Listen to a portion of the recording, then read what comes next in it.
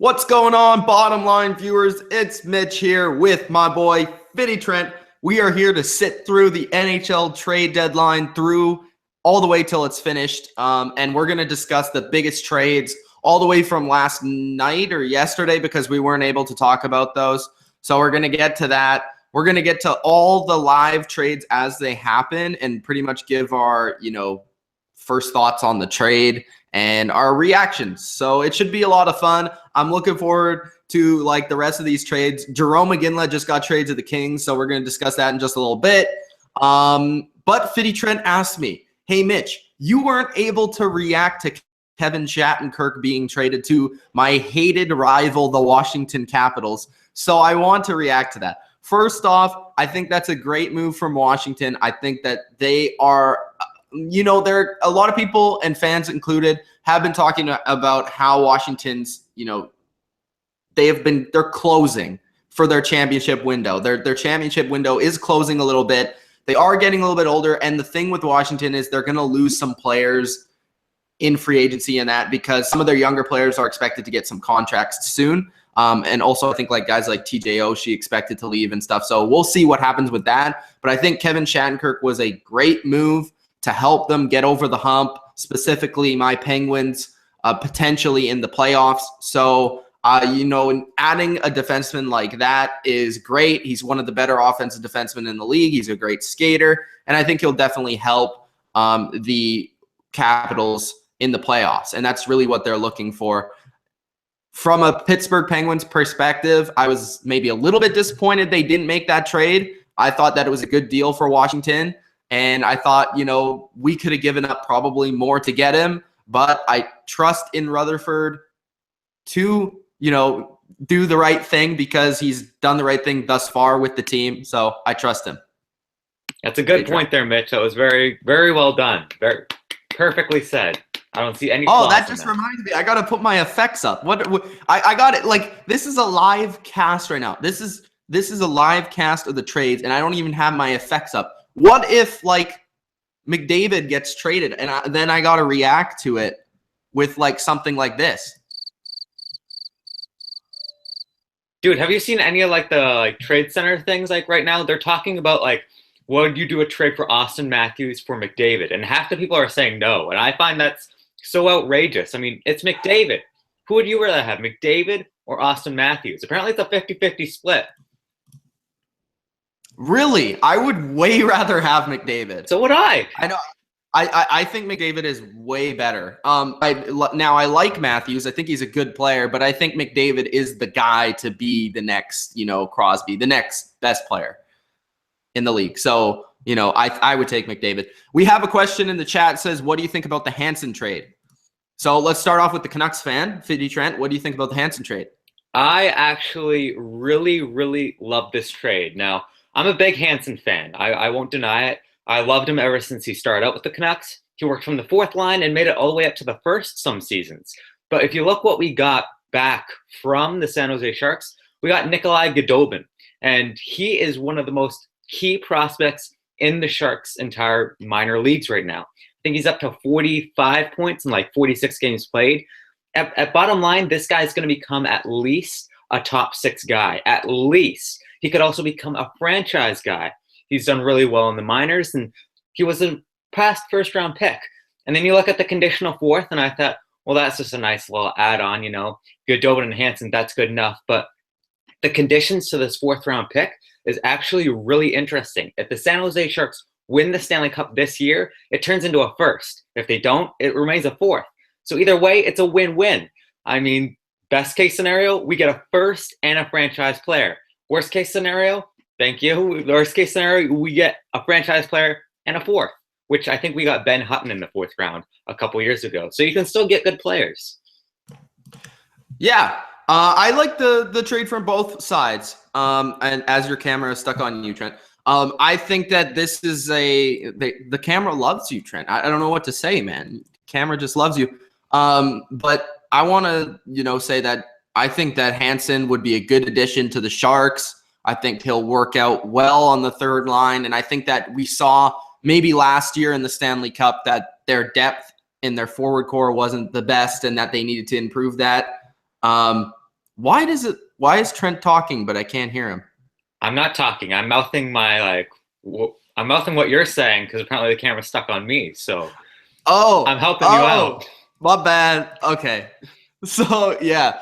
I think that Hansen can help out, a forward core that was kind of exposed last year in the Stanley Cup final. And he'll definitely give some scoring on the third line. He'll give, some penalty killing and all that sort of stuff. I think he'll really help out the Sharks. As for the Canucks, I think that the Canucks really got a good deal. As far as I know, their prospect was one of the better prospects they've traded for in a while. And he's, doing really well in the AHL. I did have a Sharks fan. The only one I really heard that said that he wasn't very good, but I'm not sure. That could have been years ago when he did, play for the Sharks up in the NHL. I don't know how much experience he does have in the NHL, but it looks like I just like the effort of the Canucks to make a move here and try and get younger and try and get worthwhile prospects. I think that's a good move for them. As for the Sharks again, I think that this is a team, again, with an aging roster. They want to get the most out of their championship window as they possibly can, and I think this was a great move for them. So good move both ways. I agree completely. Okay, so let's get Ash is in the chat. What's going on, Ash? I just call him Ash because I don't want to say his full name the whole time. We just got a trade, didn't we? We might have. Yes. Mike McKenna for Adam Wilcox. Well, Mike McKenna, I don't know much about Adam Wilcox, but I know that Mike McKenna used to be basically just a depth goaltender in the NHL. He was between teams like the Senators and the Blues and stuff like that, and he kind of just played every once in a while if one of their goaltenders got injured. But other than that, he's just kind of been an AHL starter most of his career or an AHL backup. I believe he's in his late 20s or early 30s, so he's not going to be very much. And Adam Wilcox, I really don't know much about him, to be completely honest. I think he might be a prospect, but I'm not sure. It's goalie for goalie, so no harm done there. Yeah, this is one of those smaller trades that just kind of sneak under the radar. If it wasn't on the TradeCentre thing, you wouldn't notice it, the trade tracker, so you wouldn't notice it. We have another question about the Canucks. This is going to be a common theme, I think. Is there a concern for the Canucks' future obtaining small forwards in terms of size? Is there a problem of us attaining small forwards? I don't know. I mean, it seems like the NHL is slowly evolving into being, there is a section for the smaller forwards and there is a section for the larger forwards. And it's all about what you need and what you want. Right now, the Canucks do have a little bit on the smaller size of forwards, I'd say, rather than the bigger size forwards, like what Montreal's been picking up, and the Dwight Kings and the Steve Otts that are big and more rough. But, I find that if you want small forwards, it's fine. The Canucks have quite a few, so it's going to be harder probably to find larger forwards right now than the smaller forwards. But I'm actually thinking that our prospect pool is starting to look a little bit better. I was texting Mitch when the first trade happened of Burrows going away, and I texted him showing him what I'm expecting for the Canucks forward core to look like in the next couple years. Go. Do you still have that text, or do you still have that idea? Can you go over that, Trent? I might still have that text and still have that idea, but in any ways, it was awful. It was really nothing too spectacular for the Canucks. We had great defense, some okay goaltending, but forwards was where we were really lacking. So that's what we really need to focus on. Trent, you got to think about it, though, hoping that they get some top 3 picks in there and hoping that these top 3 picks, unlike the picks in the past for the Canucks, actually stick around and play. Play their first season, But usually the Canucks prospects don't play initially and they wait them out. But that's usually because they've been picking later on. But now that they're going to have these top 3, top 5 picks, they should be in the lineup. Not like Levy that they had this year. So, yeah, I completely agree. You need to start playing your prospects. And this year is really good. The Canucks are in the bottom 5 right now. And there's players like Nolan Patrick and Nico Hischier that are really good forwards of the future. That the Canucks, that's what they need to focus on right now, is drafting really good, high-quality, skilled forwards. Because I just found the text. I said the Canucks lineup for the future that are 30 years or younger. I had Barchi, Horvat, and Granlund on the first line. Eriksson, Suter, and Hansen, but Hansen's gone now. Virtanen, Dahlin, and Boucher, and Zelewski, Castles, and Gauntz. None of these guys are really standing out to be amazing players other than the first line. The first line is okay. I mean, Horvat, he's doing well with the Canucks. Barchi's having a good season, getting better every single year. And Granlund had an absolutely great season this year. Besides that, everyone else is kind of underwhelming in their performance, or just guys that you probably never really heard of. So, yeah, the Canucks are very weak in their forward core, and that's something that they need to focus on. That's why this Nikolai Goudobin guy is going to be really good. He's going to be at least a top 6 forward, if not better, in my opinion. Okay. We'll get to your next question in a bit about Duchesne. Let's just cover some of these trades that recently happened. Let's get to Jarome Iginla. Jarome Iginla was traded from the Avalanche to the Kings for a conditional 4th-round pick in 2018. I don't know the conditions on the 4th-round pick or what's supposed to happen with that, but I think that this is a good move for the Kings. Again, they're trying to stock up for the playoffs. Just because Iginla didn't work out, my dog is like running around here. Iginla, just because he didn't work out for my Penguins in the playoff run one time doesn't mean that I'm just going to rip Iginla, because Iginla is one of my favorite players that there's ever been, ever in the league. So for me, Iginla is a good, solid addition to a team. Sure, he's not what he once was, but he's a nice 3rd-line, 4th-line presence with, can lay the body, can check, and can also score for you. And I think he fits what LA is trying to do. Absolutely. And you also look at what LA gave up just like previously to this trade. They gave up Dwight King. So it was clearly like they removed one roster player for another. And I think Jarome Iginla is much better than Dwight King personally, and will be able to fill that spot really well. You also look at the top power play line for the LA Kings, and it's really good. The bottom one is okay, but having Jarome Iginla, a more experienced, more kind of quarterback of those power plays for the bottom line, that's also right-handed too. Also right-handed, which is a rare thing for like an AHL power play, it seems like. Doesn't seem like a lot of people like to use their right-handed shot on the power play. Because usually a lot of left-handed players are like usually the better players. I don't know why, but yeah. But I mean, this is a good trade. They gave up only a conditional 4th round. As Mitch said, I don't even know what the conditions are. But you look at what they got for Dwight King was a conditional 4th-round pick. So it's probably along the same lines. It's like Montreal's pick is just going to go automatically to the Avalanche or something. But this is good. You look at the Kings and they want to make a serious run for the playoffs this year. And acquiring Bishop and having Quick, and now having Jarome Iginla, they're serious. They're a couple points out of the playoffs, but they're seriously wanting to make a push. Do you think that the Kings should make another trade? I think that they still lack in the defenseman area. I agree. I think they should get kind of a bottom 6 or more of a depth guy on defense, just because you have the great players in Drew Doughty and stuff like that, but they've actually had quite a few injuries to their defensemen this year, and it seems to be hurting their bottom 6. So absolutely, I think that they should acquire like another defenseman that's kind of like a bottom 6 guy, maybe like a Kulikov or something like that. Someone who's knows their role as just a bottom 6 or a depth guy. Yeah, so that's Jarome Iginla. Any thoughts on Dwight King going to the Canadiens? It was basically a swap Iginla for King, to be honest. Pretty much, and as I said, this was a good move because Dwight King's not going to be really much of a scorer for your team, but you look at Montreal's side, they have a lot of smaller players. They're kind of like the Vancouver Canucks, small players. They don't have a lot of large players, and that's why I said they're trading for larger players in Dwight King, more of a grinder player, and it's the kind of thing where they were basically the front runners and the number 1 team that wanted to have Alex Burrows when this all these trade rumors started, and they didn't get him. He went to Ottawa.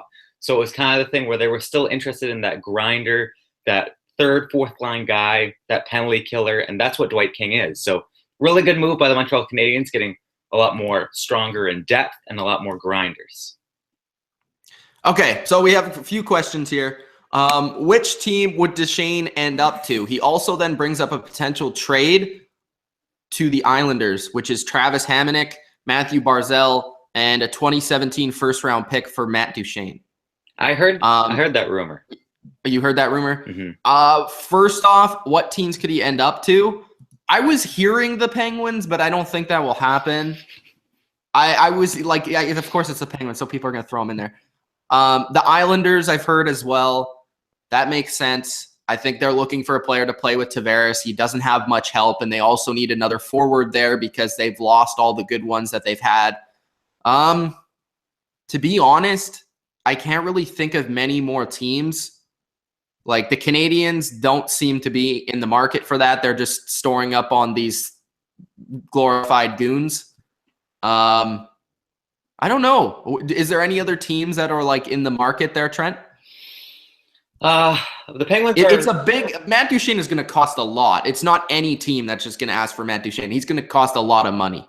Yeah, and it's the kind of thing where I know the Penguins were in the conversation, but let's just say this. The Penguins are in the conversation with every single player known to man. They want every single player for themselves and want the NHL just to be nothing. The Penguins want to rule the NHL. Meanwhile, like my front runner was kind of the Canadiens, but I don't know that anymore. It looks like they're going more for like the grinders, the cheaper way out of building up their team rather than getting a superstar. And it's the kind of thing where if the Islanders are the front runners for Matt Duchene, I honestly can't see him going anywhere at this trade deadline. Not to like disrespect Islander fans, but you look at their center core and you have so many centers. You have Tavares, yes, you have Barzal, you have Dal Colle.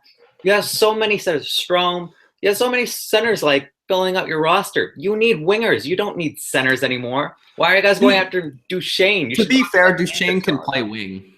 He can, but it's the kind of thing where I think he'd want to more play his natural like position of a center. I can see him maybe going to wing, but I feel like he'd want to stay in that center position. So if the Islanders are the front runners, I don't see him going anywhere. Okay. Travis Hamonic, pretty good defenseman. Matthew Barzal. I have a friend that knows Matthew Barzal, played with him when he was like younger. Still knows him, talks to him a little bit. He really believes in him. So he really thinks he's going to be a good player. I do think he'll be a pretty good player as well. In terms of being as good as Duchene, I don't think he will be. And the first round pick, who knows what it's going to be. So that would be an interesting trade. I do think it would be pretty fair.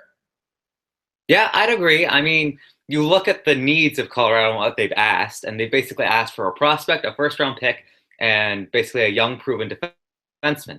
You've got all three right there. Barzal is going to be a top six forward. He's expected to be probably a first liner, but if he stays with the Islanders, he'll probably end up being like a second liner, just because I think Tavares is going to hone that first line center for a long time. You look at Hamonic. He wanted out of the Islanders franchise last year, and it's the kind of thing where he wanted to get traded to a Western Conference team. So that works. He's, I think, only 26, definitely proven in the NHL, and the first-round pick. So it's the kind of thing that all those things, it adds up to, yes, the Avalanche and the Islanders trade could work. And it's not like this Islanders first-round pick is going to be great. It's not going to be like really high up. It's not going to be like 25. It's going to be probably like top 10, top 10, top 15 at least. I don't think they're going to be very good anytime soon. They kind of had a little bit of a run, but that was a lot different, a lot different team and everything. And they just couldn't keep that team together. Moving on, we're going to talk a little bit. We talked a little bit about Shattenkirk before Wildfire, but basically to sum it up, you're a Caps fan. I think it's a good move for the Capitals. Like I said, I think it's a move where they notice that their window might be closing a little bit. They want to make the most out of it. They went out there, and it might be a little bit of a rental move, I've heard. But even if it is, and you can win a Stanley Cup with Shattenkirk, it's worth it. Ovechkin said something the other day about we need to prove ourselves in the playoffs, all that stuff. This is a good move. It's a great skater on the back end. He's a very good passer. He can score. He's one of the top 5 over the past 3 years in points per game for defensemen. And also, I think the biggest thing is he can skate, because you're going to have to deal with, the Penguins and those sort of teams in the Eastern Conference that can skate. It's not really like the Western Conference where they're bigger and, tougher and kind of play the slower style and that sort of thing. The Eastern Conference is more about, run and gun. So I think that Shattenkirk definitely fits that style a lot, and I think he'll fit in with the Capitals quite well. Again, they haven't had that offensive defenseman quite like Shattenkirk since Mike Green. So I think it'll definitely help not only, offensively, but also maybe a power play or so. But they do have a pretty solid defensive core now. It's one of the better ones in the league. And overall, their team looks to be probably at least in the top 3 most talented, maybe even the most talented team in the league. Yeah, I mean, as you said it, Mitch, this could possibly be a rental. They have like the best defensive core by the looks of it right now. And yeah, it probably will be a rental because you have players like Carl Alsner, Oshie, Brett Connolly if you want to sign them again. All their like contracts coming up. So it is a rental. But you look at this, the Capitals are looking like one of the best teams in the league right now. You have to go for that Stanley Cup right now because everyone else is a younger team and they're just going to get better. We have a trade here. Justin Fontaine for Taylor Beck. Any thoughts on that? Justin Fontaine was kind of that guy that everyone thought was going to do really well when he played with the Minnesota Wild. I remember everyone's like, this guy's like our next like first line guy. He's going to be really good. And then he was just really disappointing. And then they're like, well, let's just put him on depth. Does he work well at depth? He does. And then Taylor Beck was that guy who was like drafted by Nashville. And they're like, this guy's going to be good too. Also really disappointing. Also depth. And later on in these guys' careers, I think they're both like first line AHLers at the point right now, like because everyone else is just a little bit better than them. So basically it's just an AHL for AHL trade. Nothing too spectacular. None of these guys are going to really win anyone a Stanley Cup, I don't think. So minor trade, but nothing too spectacular. I don't know if he's watching this right now, but George Laraque just followed me on Twitter, so that's pretty cool. That is pretty cool there, Mitch. I can't wait. I hope he is watching. George Laraque, if you are watching, I love you. You're a great guy. Okay, let's continue on with some more trades. Apparently, I don't know if this is a real trade or not. Quincey to Columbus for Dalton Prout. Yep, this is a real trade. It just came in like a couple seconds ago. Okay, I see it now. And Mitch, I mean, that's a really good trade if you come to think about it. Kyle Quincey is definitely one of the most established, defensemen. That's a bottom 6 guy in the NHL.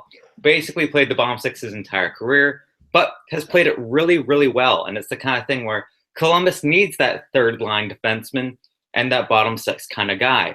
Dalton Prout, he's younger, he's okay. And it's the kind of thing where the Devils, they don't have a lot of younger defensemen. It's a lot of the older guys like a Kyle Quincey and stuff like that.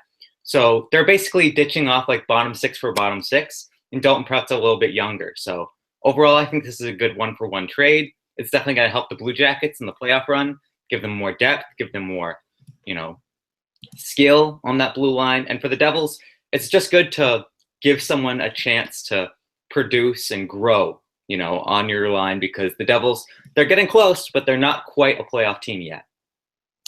Yeah, definitely. I think Kyle Quincey is a guy that's always had a little bit of skill. He can kind of do it all, a little bit of a Swiss Army knife. And he's been playing a long time. He's one of the veterans. And like you said, he's just a guy to add to your bottom 6, add some depth to your team. He's playing fairly well this season. He has 4 goals, 8 assists, 12 points in 53 games. And he's a +3. So it's not like he's a minus. He does his job well. He's on a not very good team. He's going to a team that is pretty good, and I think he'll provide something to the team. Like you said, depth. Yeah, well said. Pikachu Gamer says Chara. I think I don't know if he's talking about Chara.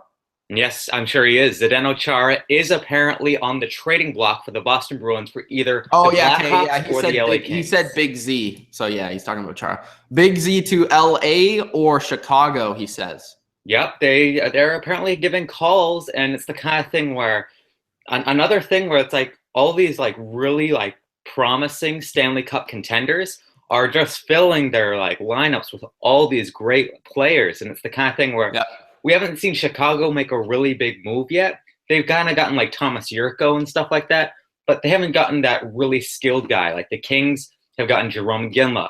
The Washington Capitals got Shattenkirk, and it's the kind of thing where everyone's kind of like building up for the playoffs, but the Chicago like Blackhawks, they've been a little bit silent. But then, and the LA Kings are currently the front runners for Zdeno Chara, and personally, like that's a great pickup. Chara, yes, he's a little bit older. He's not as skilled as he used to be, but it's still the biggest body in the NHL to date. He throws a like hip check, You're across the ice. You're down on the ground. You're injured. This is basically just a guy to be the steam train like he has been in Boston to run over all players. I remember when he won the Stanley Cup, and I don't want to bring this memory up for you and I, but the funniest thing in hockey I've ever seen is when Chara grabbed the cup and he was like, that was hilarious, man. I died laughing at that. Dude, he looked threatening. Like, he looked like he was going to kill someone. Yeah, but Big Z on his way to either of those teams would provide a huge boost, especially, like I said, in the West, because you're going to have to deal with the Big Joes and the Getzlavs and all that. So it's going to be interesting. Either one of those teams is going to be, absolutely, it's going to be a huge bonus, not only for on the ice, but off the ice with the great attitude and leadership that Chara brings. He can still bring you that friggin' howitzer of a shot, block shots, do it all. And he's one of the greatest of all time. I think he's probably up there in the, top 30 or so defensemen of all time. He's consistently been very good. The biggest news of the day is GSP is back. Apparently, he's actually going to fight Bisping for the title. So that's very interesting. Onto UFC news. But yeah, I'm a big fan of GSP. Followed him his whole career. Of course, he is Canadian. I'm Canadian as well. So, that's pretty awesome. And actually know a guy that fought GSP. So, yeah, it's pretty cool. It's going to be interesting to see if he can come back stronger than ever. And I really want to see him fight McGregor, but I don't know if that's going to happen. He's going to fight Bisping, which is higher than his weight class. So it's going to be interesting. Usually he was a welterweight in the past, but he's going to have to move up for that fight. That's going to be interesting. Back to hockey. Do you think the Capitals will make one more deal before the trade deadline? Yes, I believe that they are probably going to make another smaller move, just kind of like a depth guy, kind of like what Montreal did with adding Steve Ott and King. Maybe they'll just add a depth guy like Scotty Upshall or something like that, P.A. Parenteau, just to close out their bottom six in depth. Just in case a really big injury happens in the playoffs, you have someone. That's what I'm thinking. Mitch? Yeah, I definitely think that they could add somebody, maybe fourth line forward wise, or bottom pairing on defense. That could potentially happen. Of course, I don't think it's going to be anything big though. They just did their big move, and I think they're pretty much against the cap as it is. So I don't think they'll be making another huge trade. Wildfire says, do you think we're going to see a big trade before the deadline? Maybe Duchesne. I don't know if it's going to be that big. I don't know who the other big player would be. I guess Chara, if he gets traded, would be a big trade. That would be a big trade. What about Landeskog? Do you think Landeskog's going to go anywhere? I haven't heard anything about Landeskog. Have you? No, he's kind of been like the guy that's been ignored through all those things. It's like, Duchesne. It's like basically watching a Colorado Avalanche game that they're all cheering for Matt Duchesne, and Landeskog's going I'm the captain and I'm here too, but thanks, guys. Everyone's just focusing on Duchesne and no one's really been talking about Landeskog. But I could see him slipping underneath the radar and getting traded anyway, just to completely bring up the shock factor. Maybe. So there was another trade here. The Canadiens acquired another under the radar guy. Andreas Martinsen. Yeah, let's just say that. Mitch, I will tell you this. Andreas Martinsen is in the top 5 for all Norwegian-born players in the NHL ever. Andreas Martinsen is an accomplishment. One of the best AHLers and the best Norwegian player in the NHL today. That's because he's the only Norwegian player in the NHL right now. But never mind that, he is still the best. And Sven Andrighetto, oh my God, this guy is like a top 6 for an AHL team. Once again, depth. Okay, depth move for the Canadiens. Once again, they love those glorified goons, but he's not a goon. So, anyways, Shane Doan. We're getting a lot of Shane Doan. Is Shane Doan going to go to a team like potentially the Capitals, potentially? Well, I would have thought Montreal would be in the market, seeing as how they've gotten everybody that is like Shane Doan, but not Shane Doan. And then also, could a team maybe like a Chicago, a Pittsburgh, a New York, one of those teams at the top of the conferences, potentially try and get Shane Doan? I know that he is like a absolute legend in Arizona. Like, apparently he is the most popular athlete in Arizona, and they barely watch hockey. It's true. That's more than Larry Fitzgerald, by the way. Mm-hmm. No, that's 100% true there, Mitch. And because of that love and because of that admiration, I personally can't see that Shane Doan will get traded. I know that there's like some teams that are calling for him, you know, like the Chicagos. Apparently he wants to go to an Eastern Conference team if he is going to get traded. So probably like the Rangers, maybe the Penguins, unlikely the Capitals. But, you know, I'm sure he doesn't want to go. And because of that reason, I don't think he will. It's the kind of thing. Trent, what do you think of I think we know, like we've established that he won't probably go anywhere. But what did you think of his rant about his teammate being traded in Hansel? Did you see that? I did not. I heard like a little bit about it, but he basically said like Hansel's been there for a long time, and he's just pissed off that they've never tried to win with him on the team. They've always like gotten good, and then they trade their players away every time. And it's like that thing that I go back to when I'm talking about the NFL, and people laugh at me for this at times, but it's absolutely true. There is only about 7 teams in the NFL that actually want to win on a consistent basis. And it's the same thing for the NHL. Believe it or not, there's only about 5 to 6 teams that actually want to win the Stanley Cup. And you can tell by the moves they make. So that being said, I think Shane Doan has a point. I mean, I completely agree. Like, he's been there his entire career. He used to play for Winnipeg. Winnipeg was the team that drafted him. He loved Winnipeg.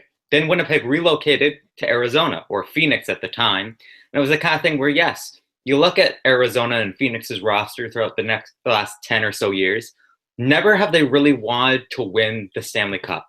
They've never really bolstered a roster to say, hey, we're aiming for that Stanley Cup. They're usually just like, okay, we're bolstering our roster for players that come here and die. We're here to have Ed Jovanovski's career, you know, lived out spectacularly because we're putting him on the top 2. And it's the kind of thing where, you know, every single year, it seems like the first 5 games of the season, the Coyotes are like, we can do it this year. And after the first 5 games, they're like, well, the season's over. We have better luck next season. And it's just the first 5 games. And it's the kind of thing where, yes, they do trade away all their good players. And I'm sure Shane Doan is pissed off with that because he's only had the chance at the Stanley Cup, I think, once, or not even the Stanley Cup, but they went to the Western Conference one time. And that was the Coyotes versus the Kings, the first time that the Kings made it like the Cup final. It was the kind of thing where it was the most unlikely. And nobody even remembers that the Coyotes got that far. No, because they were the 7th seed team and the Kings were the 8th seeded team. So no one cared about the Western Conference final that year. Yeah. It was like, what? Who's playing? It was Canucks are out? Who's playing? Yeah, pretty much. I feel bad for Shane Doan. Yeah, Shane Doan, definitely great player. Doesn't really get the recognition because he's been on a bad team. I saw a tweet from Pierre LeBrun. He said that the Habs wanted to get bigger today up front, and they did that with King and Martinsen. Okay, then. You have any thoughts on that? I mean, King, yes. And as I said, Andre Martinsen, I mean, best Norwegian player in the league right now. Is he really an NHLer? I mean. Do you think they needed to do that, though? Do you think they needed to get bigger to win? I think they needed to get a little bit more grit and a little bit bigger. You look at their coach right now, Claude Julien. He always has that one guy on his team that will not be afraid to get in players' faces and fight. You know, like the Sean Thorntons, the Brad Marchands, the Milan Lucic's. So, yes, they needed to have those players that would get in your face wash you after every single play, like a Steve Ott, a Dwight King, maybe an Andre Martinsen. I mean, I don't really know. I haven't seen much of his play. All I know is that he's Norwegian, and he's great. He's a beast. We have a question. Question as the phone is ringing in the background. You can probably hear that. It's Bob McKenzie calling you about the latest trade there, Mitch. Hey, Bob. Oh, yeah. Oh, really? Duchesne? Oh, okay. Duchesne to the Canucks? Oh, my God. Okay. For Ryan. Okay, let's talk about Curtis Lazar, question mark.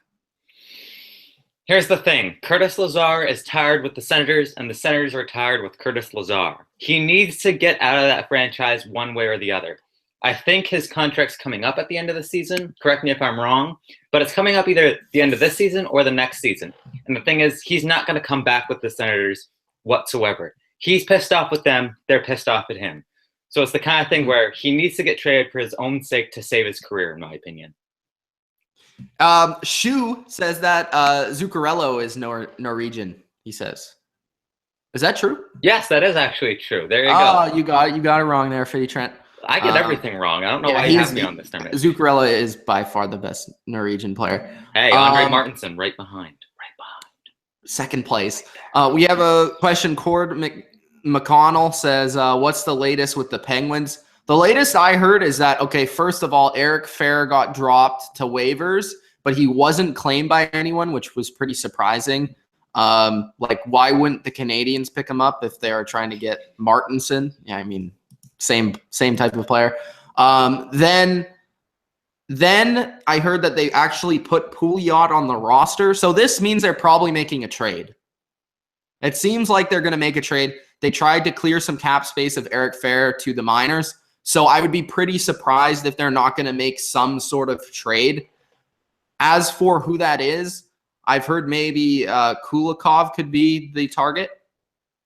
Yeah. But that's one of the only names I've heard. Of course, I've heard the outrageous Duchesne trades, but I haven't heard much in terms of like legitimate trades.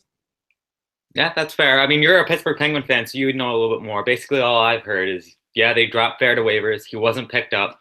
That's not really surprising to me, not as surprising as it was to you. Probably just means that Eric Fehr is now going to get traded. I don't get that about teams.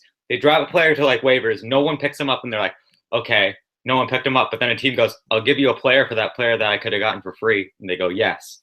Like, what the hell? Pick him up for free. The Canucks did that with Cramarosa today. He was the only player that got picked up on waivers, was Cramarosa.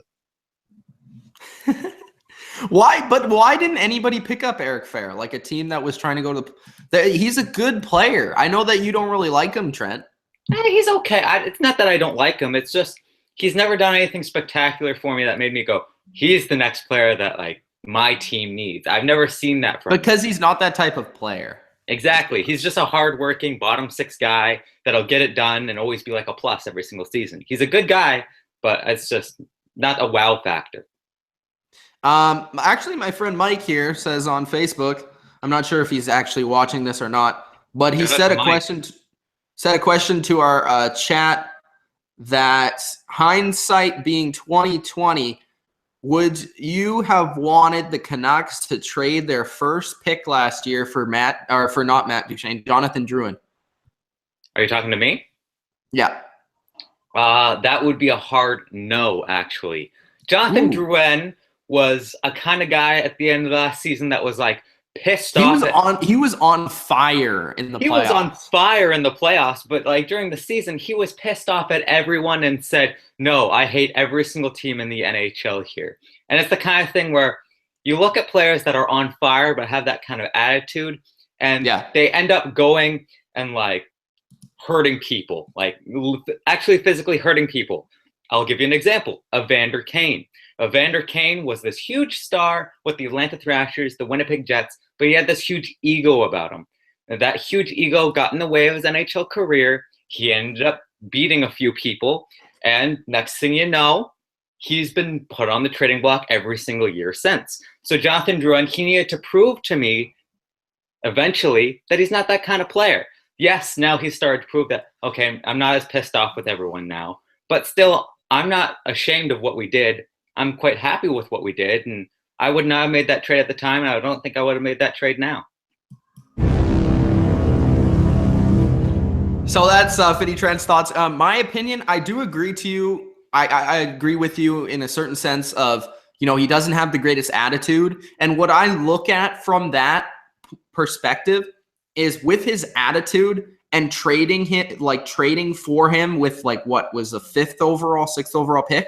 So trading for that attitude that high in the draft and then getting him on a team that isn't a playoff team. That is the key. If you were to trade for Jonathan Drouin and you were an established franchise like the Blackhawks with great leadership in the locker room, a guy with his own attitude and Patrick Kane that they've been able to deal with, I think that would have been, a great move. But if you put Jonathan Drouin on a team where it's like the Canucks or like the Avalanche, one of those teams where they're at the bottom of the standings and he has to go in there in a similar situation that the Lightning have had this season, I don't see it working because he would just be mad that they're losing and he's not scoring and he's not producing.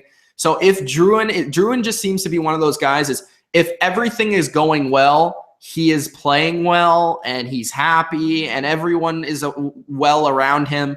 But when everything is bad, he just throws shit on the fire and makes it worse. Oh, yeah, absolutely there, Mitch. Well said. And, we've seen with that, going back to the Evander Kane thing, he was doing really well in Winnipeg, and Winnipeg was slowly starting to build. So, his ego started to build. Then he got traded to, Buffalo, the worst team at the time, and he just dropped right off and really started being, abusive and ruder, and that's why he's been on the trading block for so long. It's because he's on the team that's losing. So that was a good point there, Mitch, with Jonathan Drouin. We have Shark for Days saying, hoping Verbata or Stafford land in Montreal. It seems like Montreal is just about done with their trades because they've traded for almost every glorified goon in the league. They didn't get Tommy Steel Sleeves, though. That's the thing that would have been a great. And if you don't know who Tommy Steel Sleeves is, Tommy Sestito, shout out to him. He is the last goon. He really is. He's the best. Okay, Tommy Steel Sleeves. He's my man. I mean, I love him so much. Played for the Pittsburgh Penguins. Played for the Canucks. But yeah, basically, you look at the Montreal Canadiens, even cap space, and they don't have room to take on a Radim Verbata or a Drew Stafford right now. They don't have enough room, and honestly, they don't even really have enough room on their team. They have to give up something of a roster player to get that roster player back. So I don't think it's worth it for them at this point. What do you think in terms of where they could go, though? Because Verbata has been a guy that he's on a crappy team. He's playing really, really good. Where would you see him going? I could honestly see him staying in the Western Conference for a team like maybe the San Jose Sharks or the Chicago Blackhawks, a team that really wants to bolster their scoring for the playoffs. But then again, I could see him going to maybe an Eastern Conference team like the Rangers that need another forward to help them on the power play. The Rangers in the past 11 games have only scored one power play goal in the past 11 games. They need that scoring power for them to achieve the playoffs. Right now, they are in a playoff spot and they're in there quite comfortably. But once you're in the playoffs, you need to be able to score enough goals to stay in the playoffs. So Radim Verbata is probably going to go to one of those teams that need some bolstered scoring, in my opinion. Yeah, I'll give you 3 teams. I think you said 2 of them. Rangers, Blackhawks. I'll add in the Kings. There you go. If the Kings got Radim Verbata, they would have snipers on every single one of their lines. Not even joking. What does Kevol says he's going to hop on the chat after 1. I don't know if we'll still be on, but, we'll see. If we are, Kev, you're always invited. If not, well, there's always the next time. The coach, Derek Mullaney, says that salary dump Fehr too slow to react to the Penguins' fast game. Well, I would say that he was a Stanley Cup champion on the 4th line, so I wouldn't say that. Boom! Derek Mullaney says that can't teach to score. Drouin is a natural scorer. Maturity is the key. Well, obviously, if he was more mature, I would love to have Drouin on any of my teams. But because he's not, I don't know if you can deal with the situation. It's not like you have with the NHL, though, like I said, I think he needs to go to a place that's already has a key environment, a nice locker room environment for him to just step in and not be able to boss his way and be a little brat in the locker room, and so he can just play hockey. Absolutely. That's my thoughts. Absolutely. It's almost the equivalent of one of those diva receivers, let's just say I don't know, an Odell Beckham, and let's say he was continued to fight people and throw footballs at nets and kick the net and stuff like that. If he was traded to maybe a team with a better, like maybe the Steelers, the Patriots, one of these teams that have a better locker room, some more leadership in there. What's another team? Seahawks, a team that has a good environment. That is similar to what I think about Druin. Well, while we're on the subject of the Tampa Bay Lightning, I have some breaking news that they have traded for Mark Streit from the Philadelphia Flyers. That's a good trade, actually. It's an okay trade, but why? Because Mark Streit is older. He's at least but how much does Mark Streit cost? Over $5 million. Okay, never mind. Why would a team that's not in the playoffs and have enough like quality defensemen trade for a veteran defenseman? Are they gonna swap him to another team? Oh, hey, Mark Streit, we want you. We're gonna trade you to another team. Yeah, are they gonna go like with the Boston Bruins route when they unless it's like they're trading him to like the Rangers or the Penguins because the Flyers didn't want to trade him to one of those teams? Like, that's the only way this makes sense. That's the only way it makes sense. But I like read that. I'm like, what the hell is like Tampa Bay doing? Mark Streit, he's like what, 36? At least 34, if not like up to 36. He's at the end of his career. He's a good player. Great player. Great good top four defenseman. Yeah, he's really good. I don't know what their plans are with him, if they're going to keep him. Maybe they're just trading for him to, have him for the Vegas draft so Vegas can take him. I don't know what it is. I love what like TSN just updated their like trade page with. It was like Mark Streit to the Tampa Bay Lightning and the Philadelphia's got to be announced. It's like, that's how like new and fresh this deal is. It's like no one knows what the Tampa Bay Lightning gave up to get a great defenseman like Mark Streit. 2 first-round picks. I would like punch them in the face. Listen, Music Wizard, if that's what they did, you can come over and like change a different team, brother. It's okay. It's fine. To be announced. That's literally what it says. It does. We have some questions about Jake Virtanen. Is he slowly becoming a bust? See, that's what I was gonna say with like. Okay, I want your reaction first because I have a strong opinion about what Jake Virtanen is. See, I was gonna talk about that with like the Jonathan Drouin thing, but then I got distracted because Bob McKenzie texted me about Mark Streit.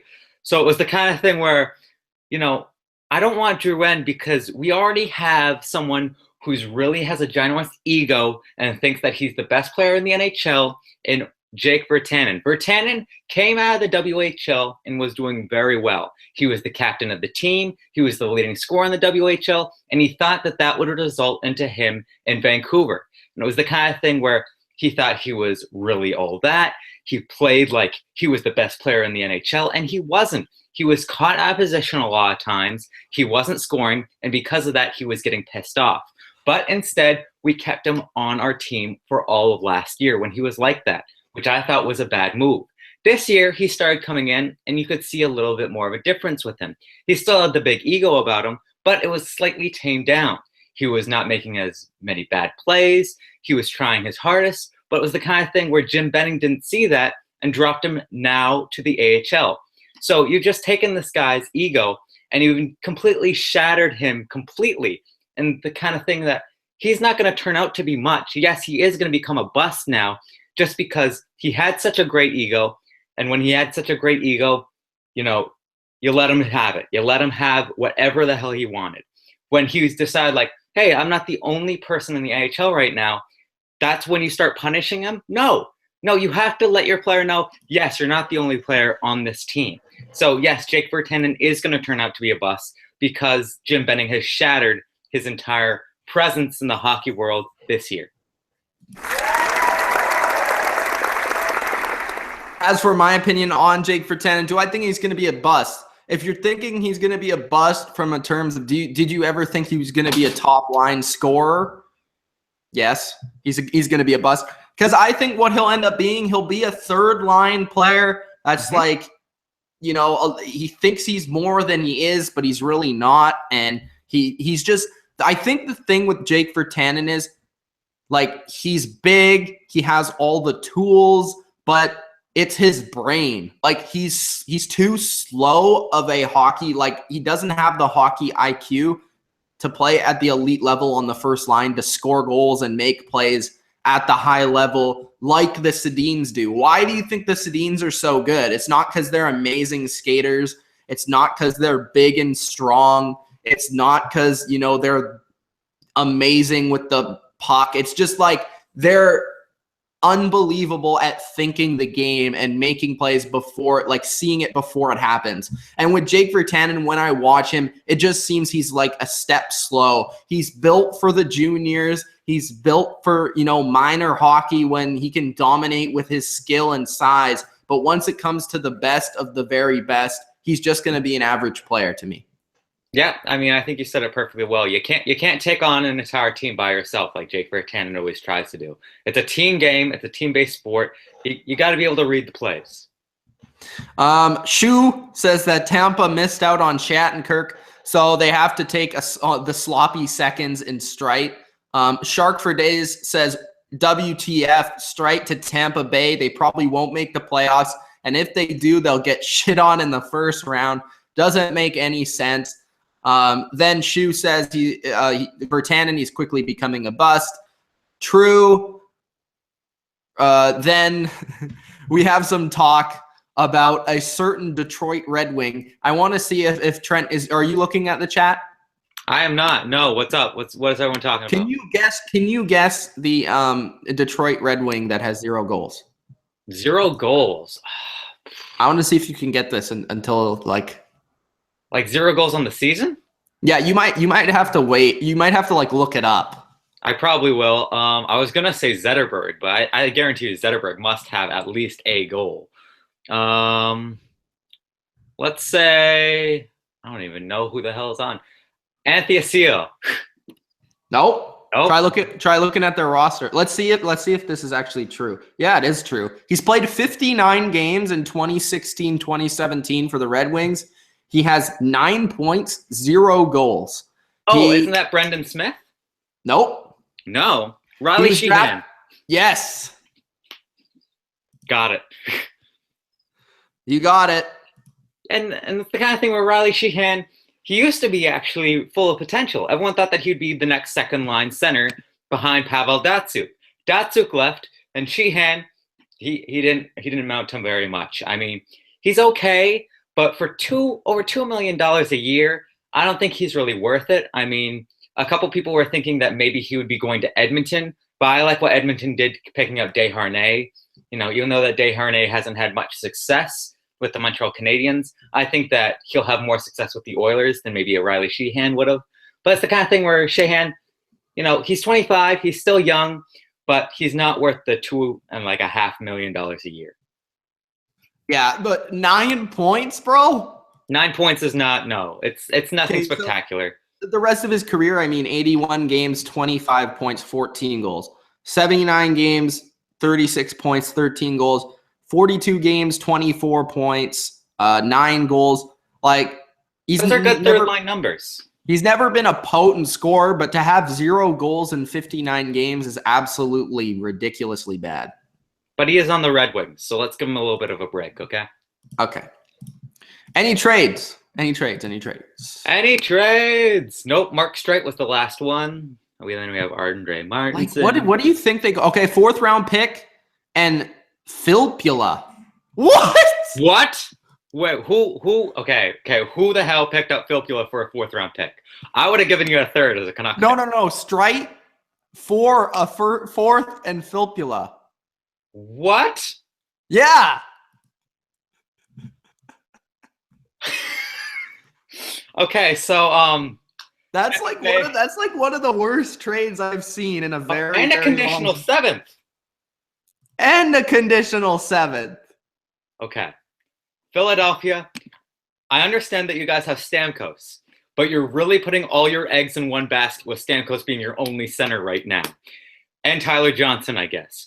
But you had so many great players. Why would you give up Valtteri Filppula? I get that you were afraid that he was going to go because of the expansion draft.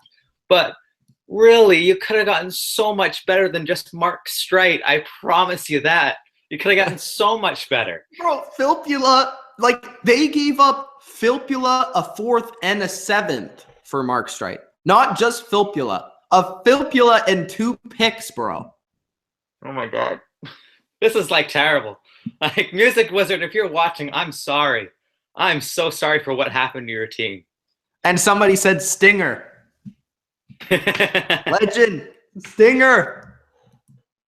I went to the Hall of Fame last year for WWE, and they gave me that poster. Sting was inducted into the Hall of Fame, so yeah.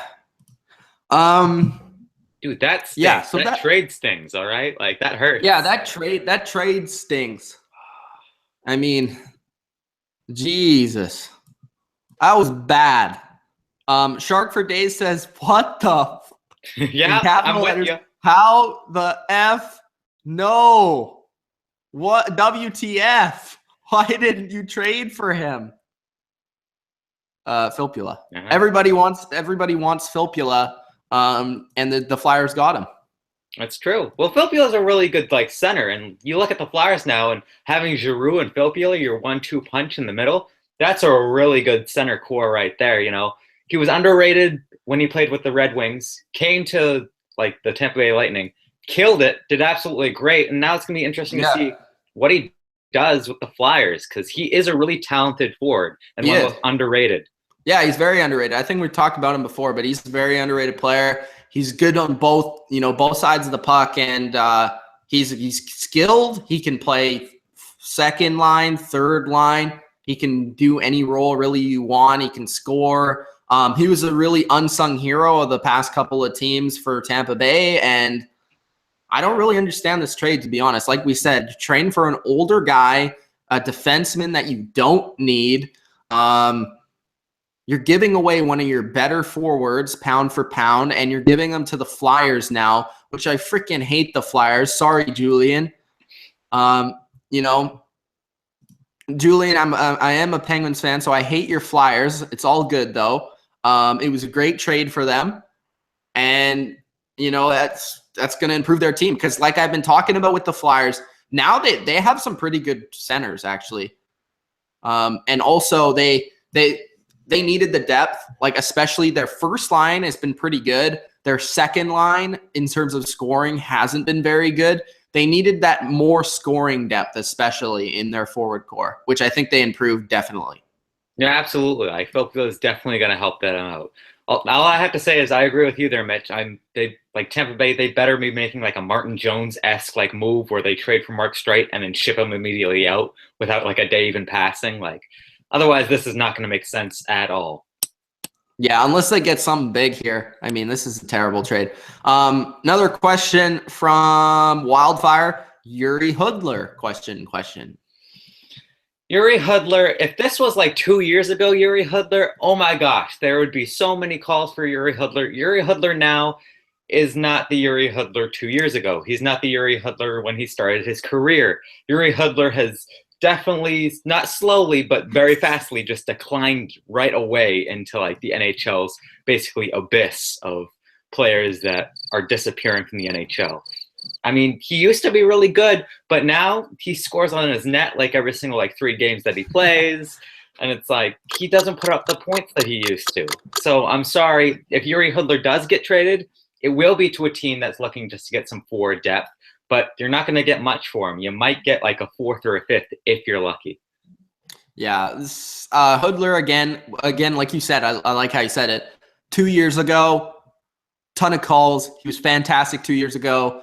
And whoop, just like that, he fell right down the cliff, and he's been really not that good. And when you have a scorer that is old, that's not really producing what he's supposed to be producing, you're not going to be asking for him. You know what I mean? If you're older and you're still a grinder, of a penalty killer, then teams can trade for you. But if you're older and you're a sniper and that's what you're known for and you're not producing, you're not going to get traded for. No. He has, 10 points in the past 40-something games or something like that? I'd have to look. But it's not worth it. Either way, Jiri Hudler, he's not worth it unless you're just going to have him as depth for a playoff run. Maybe the LA Kings want him. Who knows? Yeah, I'm going to look this up. All right. You take your time there, Mitch.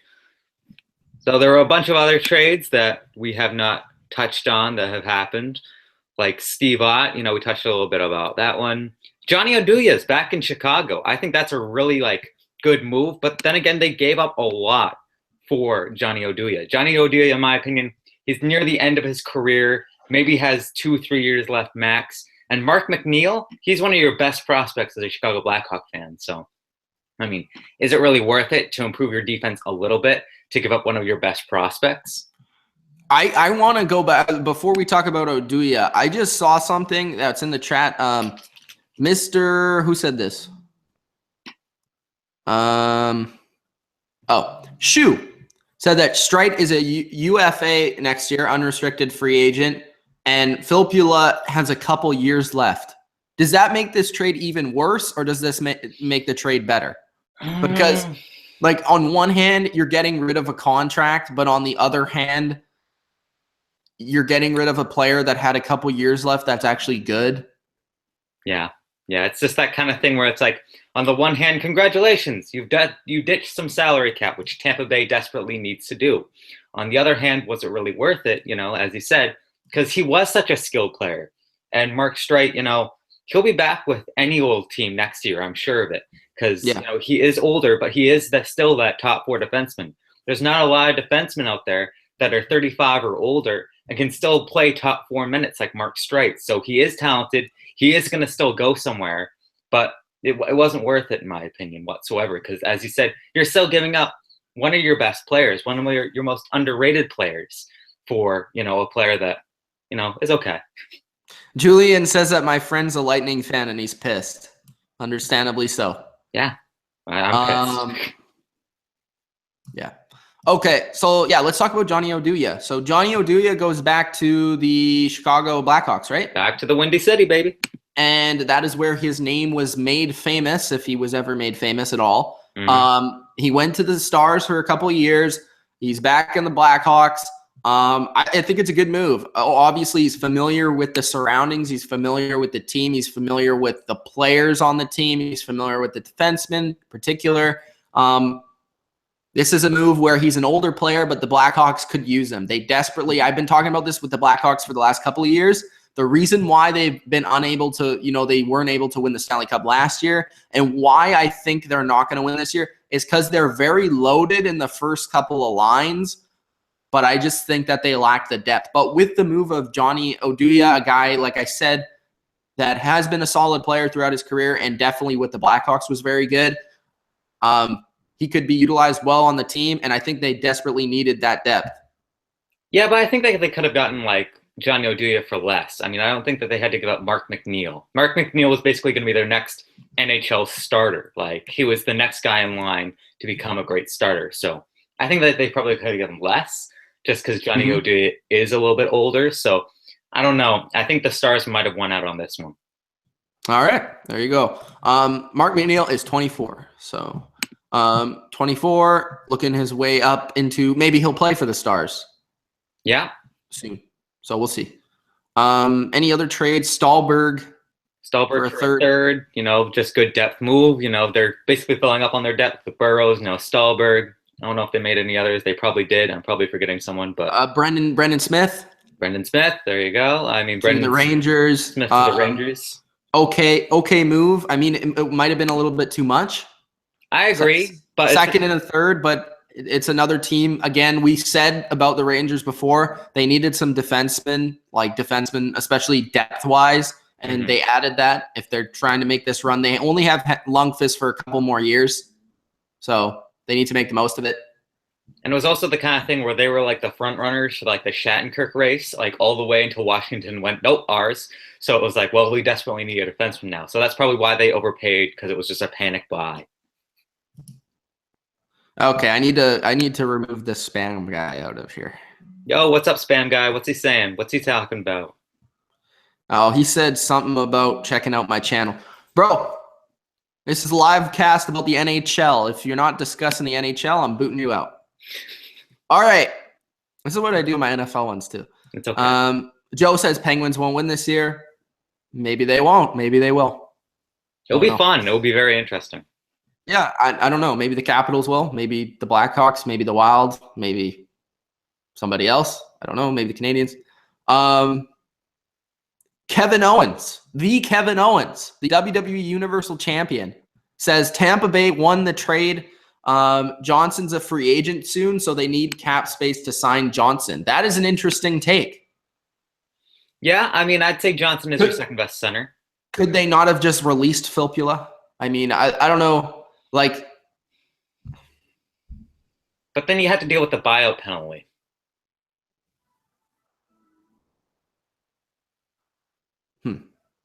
That was a good time for the crickets there, Mitch. You know, it was like the buyout penalty. But yeah, I mean, I get it. Whoa, you're lagging, Trent. Oh my gosh, I'm lagging. That's fine. Don't worry about it. No one has to see my face. They just have to hear my voice. So, you know, it's the kind of thing where, you know, that's fine and all, but it's still the kind of thing that you could have gotten more for Filppula, I think, than just Mark Streit. And especially giving up picks with Filppula, that's the questionable part. Like, if it was Filppula for Streit, sure, that kind of makes a little bit more sense because you have to sign Tyler Johnson. But my question is, past that point, past the trade point, my question is, why, like, when did the Lightning become a team that was so desperate for cap space? Like, what signing did they make? What move did they make that made them like so uptight against the cap space? Was it signing Ben Bishop? Was it signing Stamkos? What was the move that made the Lightning so desperate for more cap space and to sign other players? Do you think they maybe should have let go of a Stamkos or let go of a Ben Bishop? I think it was the trio, like, as you said, you know, it was the trio that happened just this past summer. You had Stamkos, Hedman, and Vasilevsky all sign really big long-term contracts. So, yes, it was also the signing of, like, a Ben Bishop and stuff like that. And you know what? Sometimes you do just have to let some of those players go. You know, it doesn't work out for you all the time. The Canucks, for the longest time, they gave a lot of big contracts, a lot of big no-trade contracts to all of our players. Look where we ended up. We made the Stanley Cup one time, and we lost in 7 games. It didn't work out for us. Ever since then, we've been on a decline ever since and haven't been able to get back because we're cleaning up that mess of giving everyone really big contracts and no trade clauses. So realistically, Tampa Bay's feeling those effects because they've made the Stanley Cup final one time, and now they're just starting to dip down, just like the Vancouver Canucks did. Good take. What else we got? Parenteau just got it traded. Okay. Do we want to talk about that? We have the Nashville Predators for a 6th-round pick. See, that makes a little bit more sense, you know. Wait, only a 6th? Only a sixth. They still stole him. I'll give them that. But, you know, P.A. Parenteau, he's a little bit older, a little bit more of a bottom 6 guy.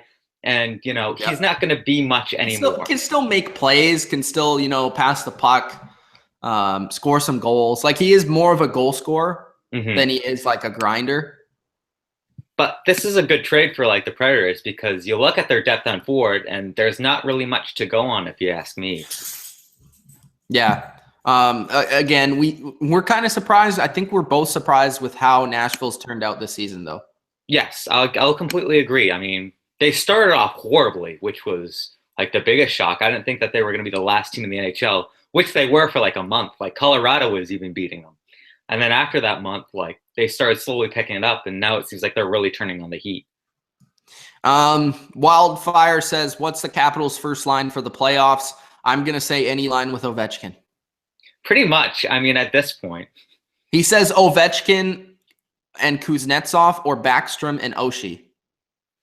I'd probably say Backstrom and Oshie just because Backstrom has had one of the best, if not the best year in his entire like career so far. That's true. It's the kind of thing where he's doing really well and everyone's kind of forgetting about him. They're all focusing on the Ovechkins, now the new Shattenkirks, the Holtbys, and everyone just is tossing Backstrom to the side. But he's having a career best year this year. So I think you got to give him the quality to put him with the Ovechkin. I'm sorry, I keep on cutting you off there, Mitch. Yo, you want Backstrom to go with Ovechkin as well? I do. Yeah. Oh, I would too, but the options are Ovechkin and Kuznetsov or Backstrom and Oshie. I think that Oshie was very good in the playoffs last year. He was one of the better players for the Capitals in the playoffs last year, so it'll be interesting that, you know, Oshie's line and Backstrom could be playing better, but those two lines are basically both first lines. Mm-hmm. I mean, we want to label one a first line, but it's the same thing with Pittsburgh, where they have Crosby on the first and Malkin on the second. It's both first lines. Mm-hmm. Absolutely. Continue on. Arian comes on a lot on Raw and SmackDown reviews, says they should sign Sami Zayn and make Raw great again. That he says get rid of Sami Zayn. Julian says Stanley Cup prediction right now. Right now, I mean, what's your Stanley Cup prediction right now? I mean, for ever since like the beginning of like the season, before the season even began, I said that the final would be the Penguins or the Blackhawks. And the Blackhawks are still doing good, but they haven't made any moves whatsoever. They're not trading to get anyone. Oduya, bro. They got Johnny Oduya, yes, and they got like Thomas Jurko, but they haven't gotten that it factor yet. So I'm going to say it's going to be a repeat of the Stanley Cup final last year. The San Jose Sharks and the Pittsburgh Penguins. Yeah, I'm still sticking with, I think it's going to be Penguins or Capitals winning the Cup. Mm-hmm. Whoever wins that series is going to win the Cup. In the Western Conference, the Wild, I think, will sneak. I know they're first place, but I think the Wild are going to still be under the radar. But I'm going to stick with Chicago right now. I just can't really go against them right now, but I think I might change it once it comes to predicting the actual playoffs. If you guys want to see more in-depth like playoff predictions, make sure you subscribe to the channel and check out our Puck It Up podcasts, which happen every weekend, usually Saturdays. You can check that out. We'll have a lot more, NHL coverage on there in terms of playoff predictions and all that stuff. So we'll have you prepared for the playoffs. But yeah, I'm going to stick with Penguins, Blackhawks right now. You're going with Penguins, Sharks. San Jose. Yeah. I both would be great. Next. Okay. Next. The Sens have made a trade. By the rumor of it, it is they send Mike Koska and Curtis Lazar to the Dallas Stars for Jamie. No, a second. Second. Oh. Yes, a second-round pick. Jason Spezza. And Jyrki Jokipakka, which makes no sense because Jyrki Jokipakka got traded last year at the deadline. Where are you seeing this, Trent? My boy Bob McKenzie's texting me, all right? This is what he's saying. Oh, okay. He says that the Sens got a second-round pick and Jyrki Jokipakka for Curtis Lazar and Mike Koska. That's impossible there, Bob, because Jyrki Jokipakka plays for the Calgary Flames. But I'm looking at the trade thing. Oh, never mind. It's the Senators and the Flames. Lazar to the Flames with there we go. Koska for Jyrki Jokipakka and a second-round pick. Why did he tweet out that I got traded to the Dallas Stars? I'm losing my mind. Ottawa Flames. Yep. So that's actually pretty big right there. I mean, Jyrki Jokipakka, depth guy, bottom six, possibly going to be a top four defenseman one day. A second-round pick. Good to see that Curtis Lazar finally is out of Ottawa. He can finally be happy. And that's definitely going to help out the Calgary Flames for now and for the future because Curtis Lazar has a lot of talent and is very young. I think he's only 21, 22 or something like that. Yeah, it could work. Lazar has never wowed me as a player. Like he's always been kind of that name, and he was that name during the World Juniors. Everybody was like, "Oh my God, Curtis Lazar." He was playing at a very young age for Ottawa and was playing decent. But he's never wowed me. This is another move for the Flames that I mean, it's not bad, but to me, it kind of screams more desperation. Because they always seem a little bit too desperate to try and make things happen. We were talking about this on the Puck It Up podcast the other day, but it seems like the Flames are trying to force things. Mm-hmm. When clearly they're not going to win the Cup. No. Clearly. It seems like they're trying to force too much. I mean, these are young players that they're getting back, but to me, I don't know. I just don't know. It will be interesting to see how the trade works out. I mean, all four items have potential, but all four items have potential also to fail as well. So it'll be interesting to see how it works out from now on. It's a lose-lose kind of trade, I guess. Yeah. It's kind of like you can't really lose in this trade. It's kind of like a trade where it's like there's 5 minutes left in the deadline. Let's just make something to make it happen. Let's get this thing over with. Yeah. Kind of like what the Canucks have done for the past 8 years. Yeah, I just think that the Flames, man, they might be trying to speed the process up when it's just not there. That's just my take on the Flames right now. Yeah. At least they didn't trade for Marc-Andre Fleury going, we're going to make the At least they didn't trade for Iginla. Some people were saying the Flames are going to get Iginla. I'm like, that would be stupid. I did. I said that. Honestly though, why? Because you're going to bring Iggy back. Okay, that's awesome. But are they going to win the cup because Iginla is back? No. Okay. But he's going to finish their career with the Calgary Flames. Oh, okay, that's fair. If it was maybe if it was for the 4th round pick, whatever LA did. Mm-hmm. But I honestly think Iginla would rather play for LA. No, he would. Iginla's always been that player that wants to have the Stanley Cup and the personal trophies than have team sentimental value. I've always found, Yeah. Does Shattenkirk bump the Caps? Does Shattenkirk not bump the Caps over the Pens? ? LOL, says Wildfire. Bro, I would say in terms of talent, yes. But in terms of are they going to be able to get it done in the playoffs? I don't know, because it's unproven. They haven't done it. They've never even gotten to the Eastern Conference final. Or yeah, they have. Right? Once? No, they haven't, right? The Capitals? Yeah. They've never been past the second round with Ovechkin. Yeah, they never been past the roster. Yeah, so they've never been past the second round with Ovi, and it just feels like that's the only thing holding them back. It's almost like I don't know what it is. It's like they can't win the big one sort of thing. And once they get past that, then people will start to believe. So you kind of have to be, even though they're so talented and they have everything in place and they've been playing great over the past couple of years, and it seems like everything is there for them, I'm just not ready to say Capitals are going to do it.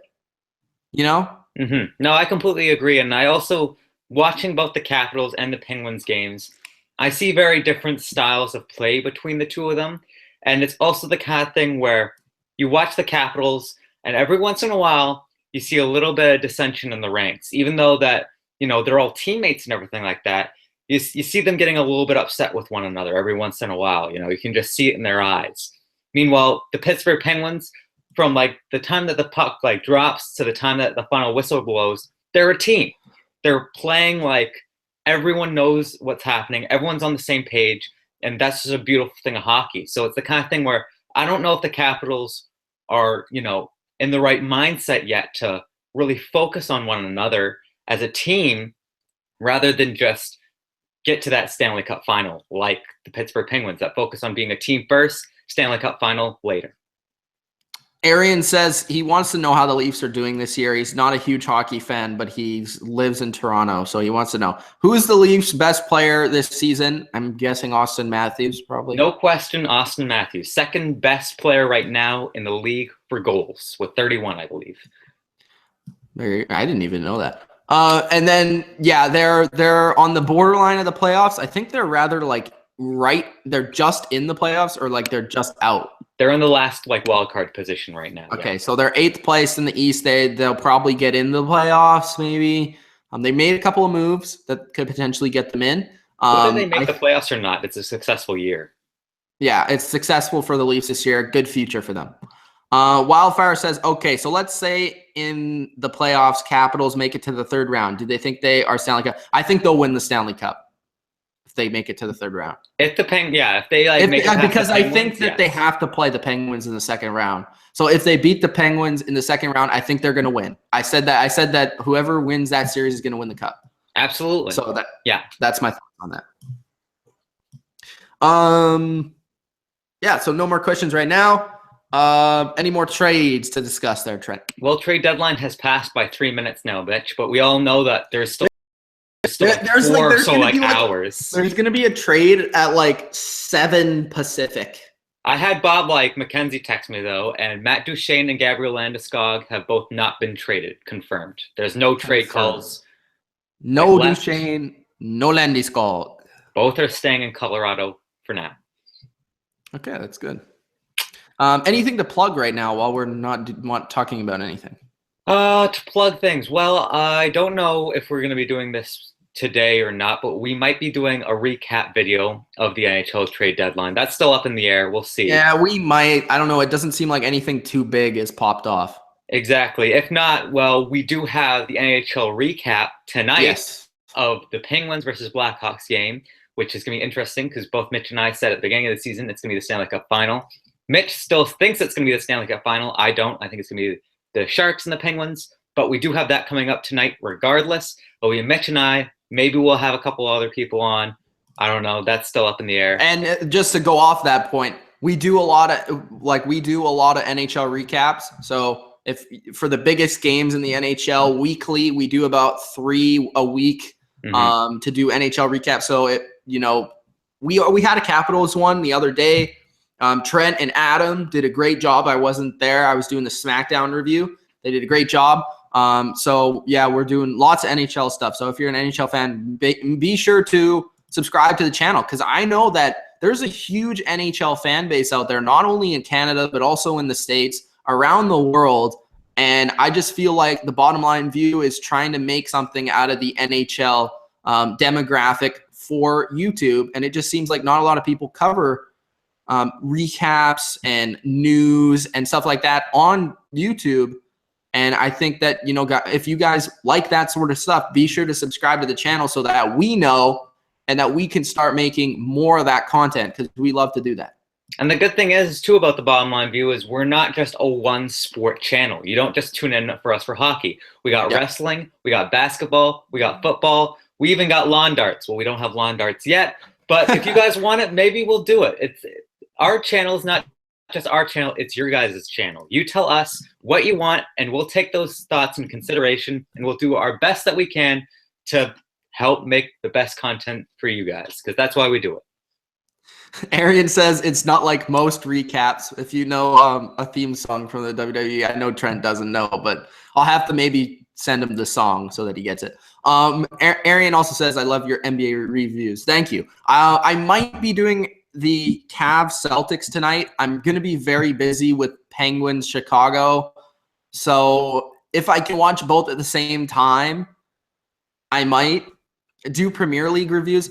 I don't watch the Premier League. I do watch soccer or football, whatever you want to call it. But I don't watch enough of the Premier League to start doing reviews. Maybe in the future I will, but not right now. I just can't right now. Too many things at the same time. We have a guy on the inside that's a big football/soccer fan there, Mitch. So maybe we should talk with him and see if he wants to come over. Is that start with an O? It does, the big O.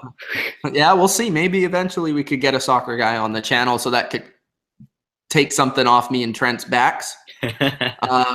Trent's been a machine for these NHL trade deadline things, so it's been great.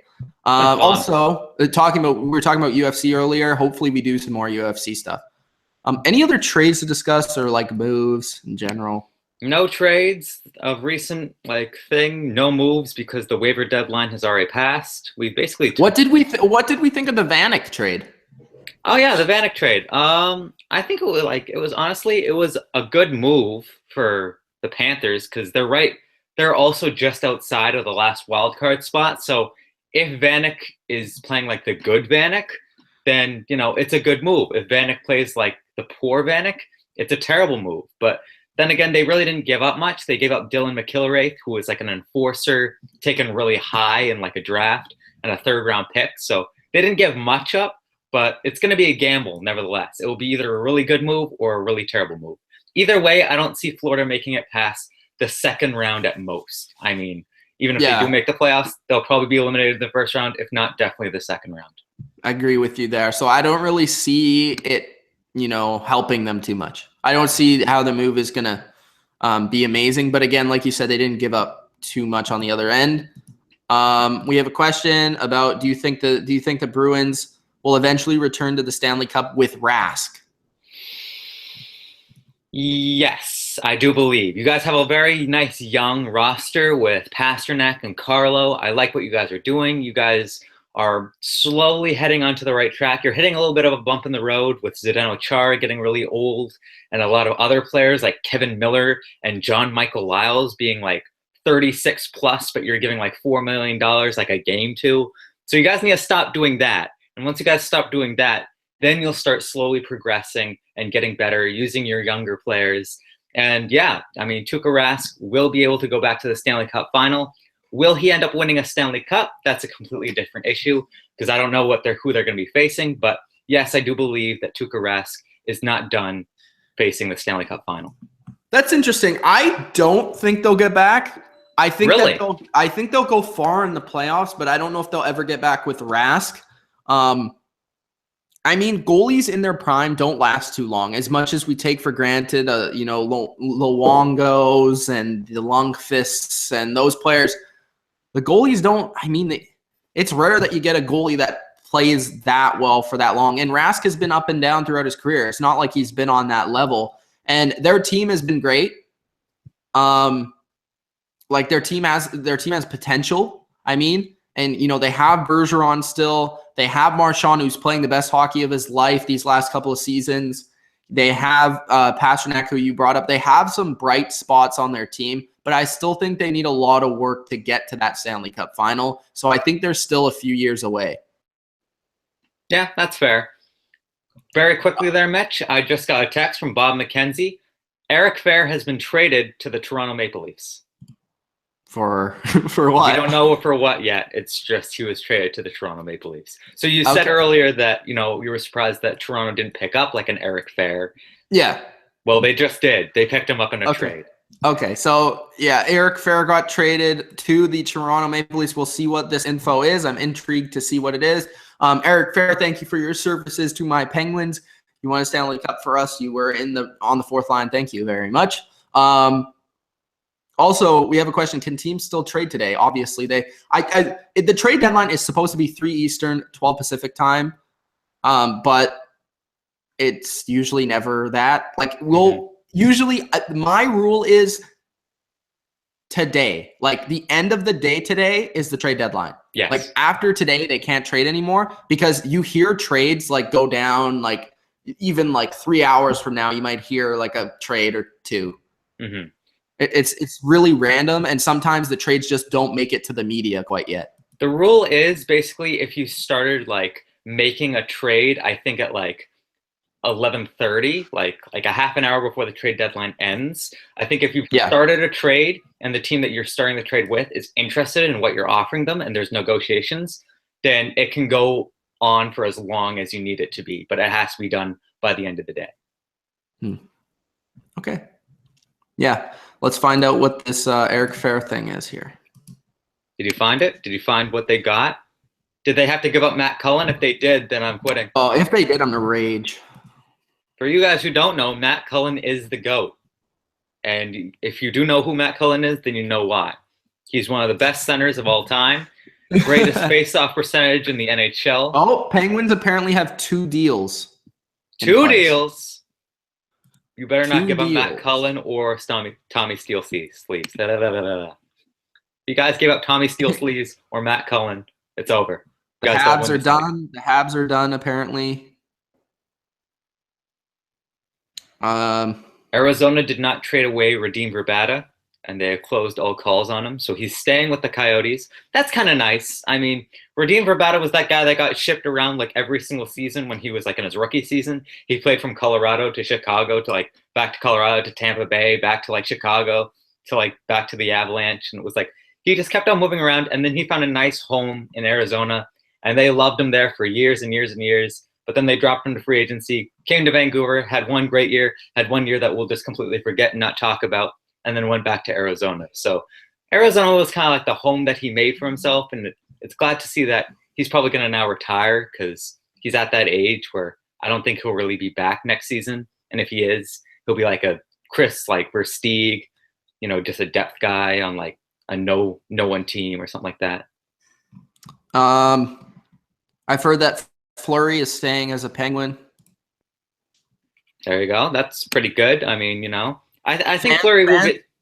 Fans are saying that we need to get him one last Stanley Cup. I was about to say, I think Fleury won't be traded till like the draft, and I guess that's now like true because trades are over for them. Arian says the Capitals signed Randy Orton, And then Wildfire said, OMG, we're going to the Cup Finals.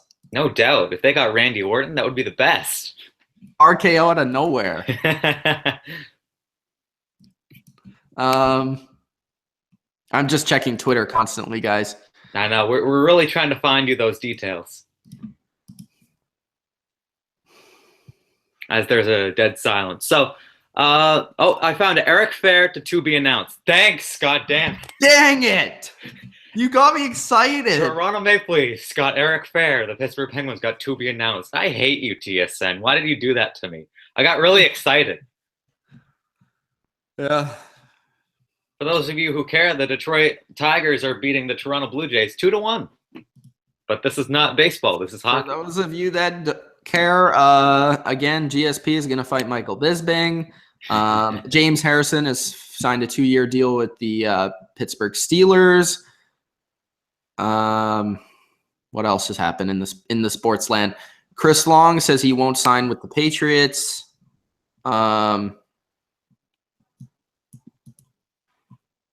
Yeah. There you go. So, Mitch, what's your predictions for the rest of the NHL season? What do you mean? I mean, do you think it's going to stay basically the same and like basically everyone's set in the playoffs right now? Nothing like wild is going to happen. There's not going to be like serious injuries or anything like that. There's going to be no wild cards. I don't like predicting injuries, Trent. Why not, Mitch? Come on, you're a betting man. Because I don't like predicting people getting hurt, bro. It's true. Let me check the standing and let me see if I think anything is going to happen. Do you still think that Sidney Crosby is going to win the Maurice Rocket-Richard Trophy? You told me that like way back when. I said like his first game. You said that on his first game, and I said that you were going to be a liar, and he's still the leader in the Maurice Rocket-Richard Trophy. And he's played like 7 less games than like the next guy, so he's still there. Still first. Doesn't mean that he'll win the Maurice Rocket-Richard if someone passes him. I still think he's going to. In terms of how many goals he's going to get, they've played 61 games. He's probably played about 55, I think, 56. Mm-hmm. So he's probably going to score played 55 games. 55 games. Let me see. He has 3 goals above the remaining players. And Max Pacioretty. He has 34 goals. They have what, 21 games left? Something like that. So I think he'll score. I'm going to say he scores 45 goals. Really? Yep. That's just in. The Flyers retained 4.7% of Mark Streit's contract.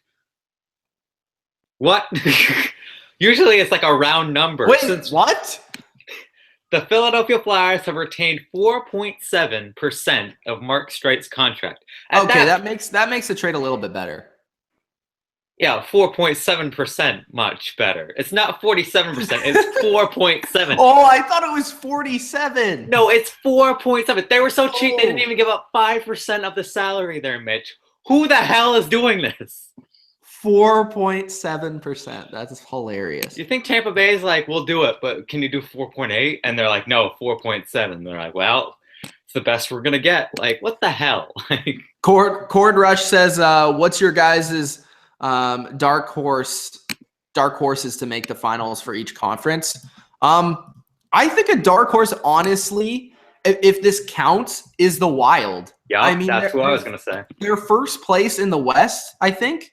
But everybody doesn't like look at them. They just because they're the Wild. Nobody sees them as a threat, but they legitimately are a dark horse. As for another team, well, I guess you wouldn't call Chicago, you wouldn't call San Jose. In the other, I guess the Kings.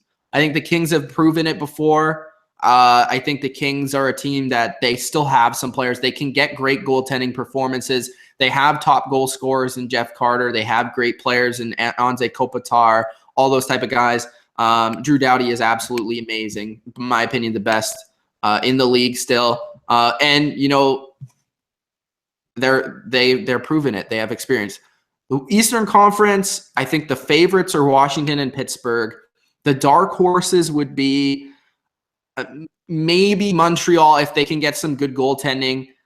Like great goaltending throughout the entire playoffs and make a run that way. I don't see Columbus being a legitimate threat. I think the Rangers would be, I guess, the other team. The Rangers and Montreal, and then in the West, it would be Minnesota, even though they're leading they're second, I think, in the league in points, and then the Kings for me. I have my own dark horses, but I just found out details of the Eric Fehr trade there, Mitch. So it was Eric Fehr and a 4th-round pick from Pittsburgh to Toronto for Frankie Corrado and wait, no, that's it. They just got Frankie Corrado. And they also traded away Oleksy. Oleksy, Fehr, and a 4th-round pick for Frankie Corrado. As a Canuck fan, that's a terrible trade. Why would you do that? I don't like that trade. Frankie Corrado has never really established himself as an NHLer yet. I don't like him. He's not very good. Yeah, not a very good trade, in my opinion. Wait, hold on. Pittsburgh gets Mark Streit from Tampa Bay. I told you! Didn't I say that, though? Bro, it's my text from Bob McKenzie. Pittsburgh gets Mark Streit. I know. That's why I said they're going to pull like a Martin Jones thing. When Boston traded for Martin Jones and traded him to San Jose. I agreed. Yo, I was completely right. If anybody was on here from when I said that, Mark Streit isn't on the Flyers. The Flyers didn't want to trade Streit to Pittsburgh. Exactly. To Pittsburgh. So he goes to Tampa Bay to Pittsburgh. I like that trade. I'm a fan. I don't even know what you guys got yet. I don't care. I think it's good. Anyway, my dark horses, moving back to the previous question, are 2 really young and new teams. In the West, I got the Edmonton Oilers. We don't know how Connor McDavid is going to react to the playoffs. We don't know how he's going to do because he's never been in the playoffs. He's always been on the Oilers and got injured, and the Oilers have always sucked. We don't know what these new and young-faced Oilers will do in the playoffs. And then for the Eastern Conference team, the Columbus Blue Jackets. You look at them, and they're very much of a dark horse because they beat the Canadiens 10-0 in like their second game of the regular season, and just recently beat the Penguins 7-1. I'm sorry, Mitch. I hate to bring back all those terrible memories of the Columbus Blue Jackets spanking your Pittsburgh Penguins. But it's the kind of thing where they've won, and they've won big against these teams. So it's going to be interesting to see, are they going to be able to sneak by? Maybe I'm wrong. I mean, I can be wrong. I mean, I'm wrong too. Don't worry, Mitch. It's fine. Arian says, do you guys do album reviews since Dillon loves promoting?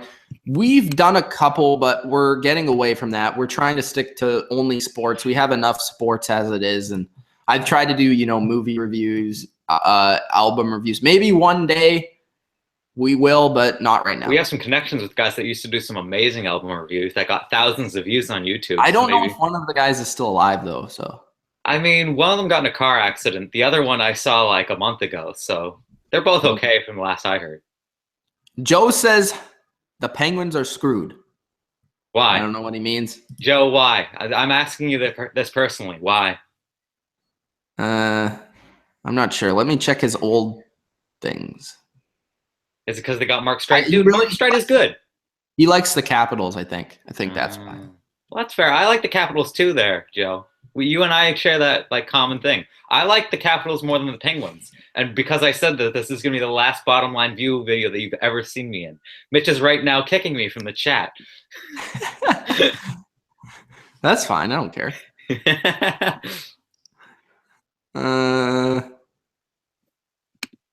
So Tampa Bay officially got 0 minutes and 0 seconds out of Mark Streit.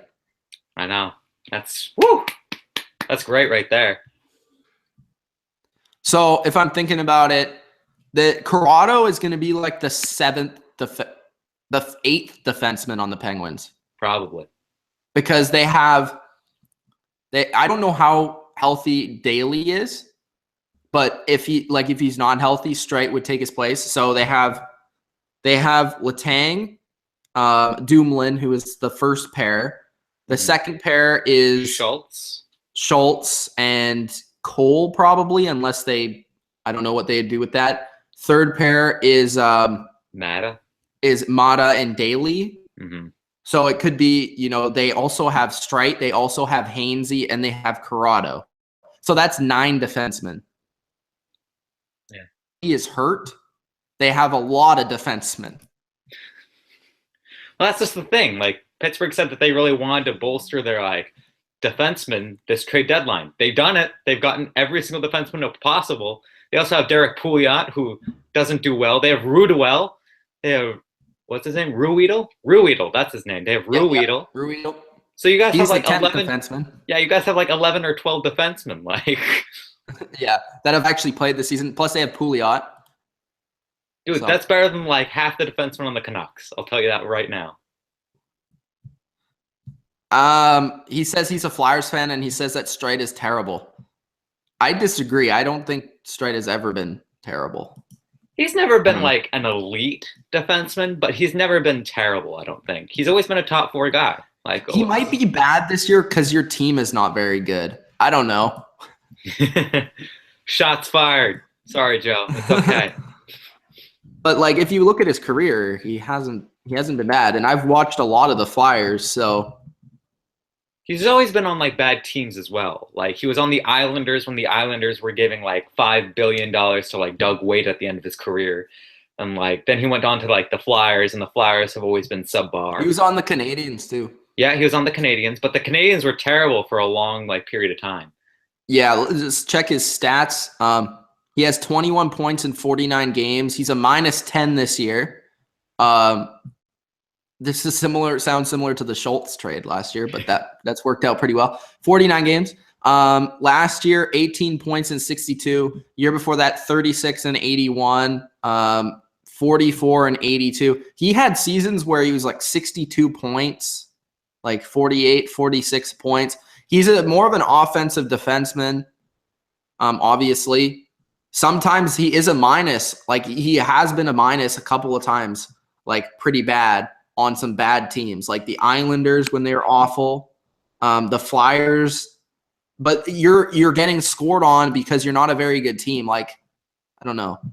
It's going to be interesting. We'll see how he plays for the Penguins. But I saw a guy in Schultz who nobody believed in, and now he's honestly one of the better defensemen in the league, right, Trent? Yeah. I just saw what the Penguins had to give up for Mark Streit. 4th round pick? Yep. I mean, you said you liked the trade. It's looking damn good now. So here's what I'd like to say. In Tampa Bay's defense, you have traded away Mark Streit, Valtteri Filppula, a 4th round pick, and a conditional 7th round pick, and all you've gotten back is a 4th round pick from the Pittsburgh Penguins. You have traded away a 4th round pick for a 4th round pick, not to mention that you added 2 players and a conditional 7th round draft pick. And like we always say, it's a 4th round pick, but it's actually a 5th round pick. What? Dude. What? What the hell is Tampa Bay doing? Music Wizard 18, you need to change your team now. You need to change your favorite team. The Tampa Bay. Steve Yzerman. You see, how old is he? He must be senile at this point. You gave up 2 quality NHL players, a 4th and a conditional 7th for a 4th round pick. You should never be able to do that. That's when like the Florida Panthers had the 1st overall pick at the trade, like at the draft, and they traded it for the 3rd overall pick. Rick Nash was in that draft, and that's it. They traded the 1st overall pick for the 3rd overall pick because they wanted to get Jay Bouwmeester. You could have drafted Jay Bouwmeester 1st overall, but instead you traded down to get Rick Nash. I'm sorry. This makes no sense, Mitch. I'm sorry for the rant.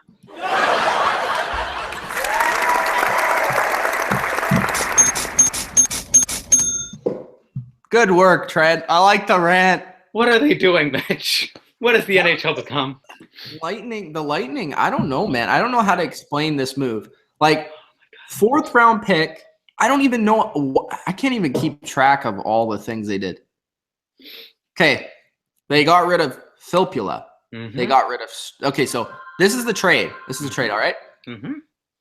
Filppula, a 4th, a 7th, Streit for a 4th. That's what I was saying. That you could have gone 4th for 4th, and that would have made sense. It wouldn't have, but it would have made more sense than what the hell you did.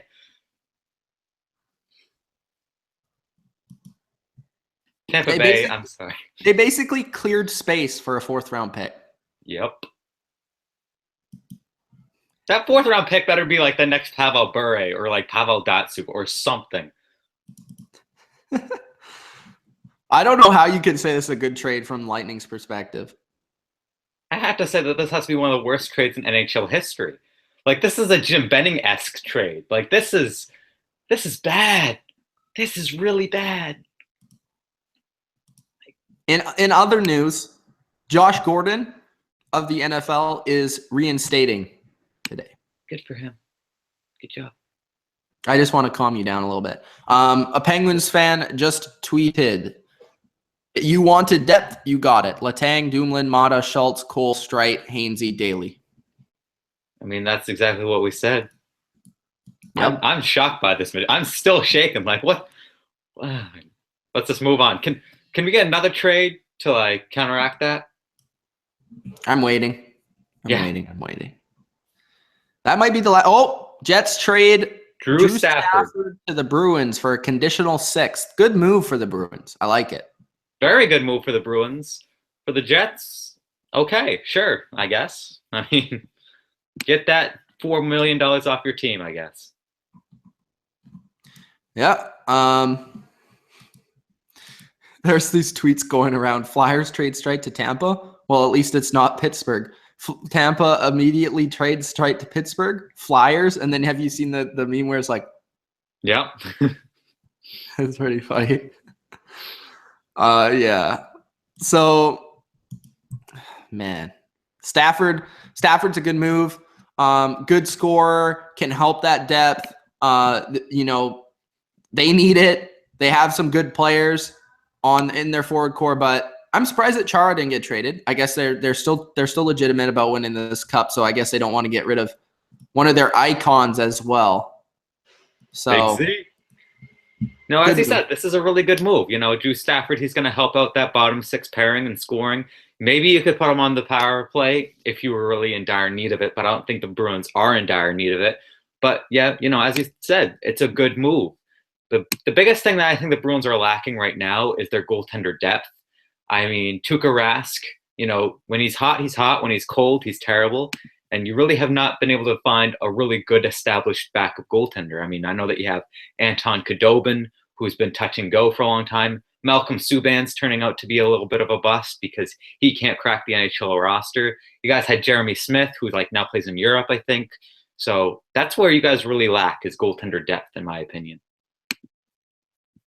Another trade I see here. Lauri Korpikoski to Columbus for defensive prospect Dillon Heatherington. Oh, yeah.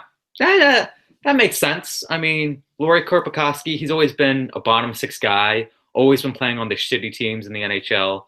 And Dillon Heatherington, he may become an AHL top 6 if you're lucky, but he's nothing going to be anything spectacular. So overall, good trade for both sides, I think. Get Korpikoski finally out of that bad place. Nothing big. Yeah. That's pretty much it right now. Just chilling on this trade deadline. So who do you think the winners and losers are? I mean, we all know who the loser is.